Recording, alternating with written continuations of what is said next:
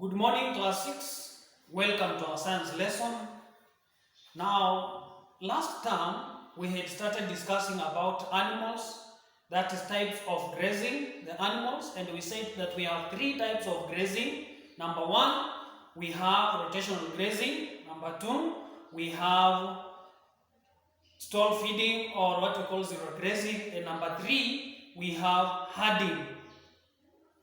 Today, I want us to discuss about the advantages and disadvantages of rotational grazing.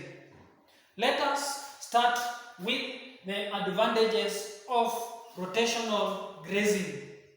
Now, rotational grazing is advantageous in the following ways. Number one, it controls livestock parasites by breaking the life cycle of the parasites. So when the animals move from one portion to another portion, the parasites lack on the host on which they can feed on.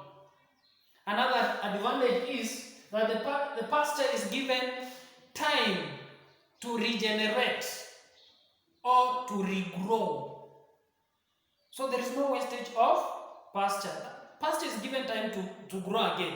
Then number three is that it assists in the management and the proper use of pasture. It assists in the management and the proper use of pasture. Meaning there is no wastage of pasture. Pasture is well utilized. Then number four is that less labor is required. Why is less labor required? Because the animals do not need a person to look after them. They are only enclosed in that particular portion.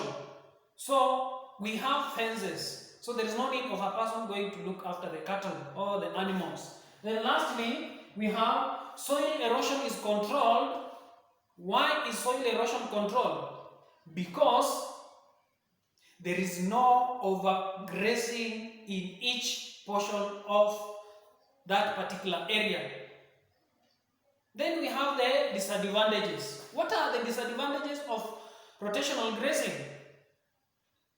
Number one, we have it is expensive to maintain permanent and electric fences. It is so expensive that you require a lot of money to maintain permanent and electric fences. Disadvantage number two is that if not well managed, if we cannot manage the pastures well, they can be destroyed by overgrazing. So if you overgraze on those portions, you destroy the pastures. Then another disadvantage is that it cannot be practiced in areas with small pieces of land. Remember, you are dividing your pasture land in various portions, in different portions, let's say 4 portions.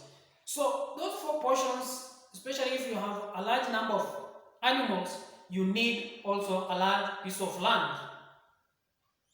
Then another disadvantage is that the animals can be starved if not moved to another portion. Remember, here we are animals are feeding or grazing on a particular portion at a time, or on a particular place at a time. So if that animal is not moved from one place to another, or from one portion to another portion, then starving can be experienced. And when starving is experienced, when you starve an animal, you will be exposing it to death. So these ones are the advantages and disadvantages of rotational grazing. Thank you, and let us meet in our next lesson.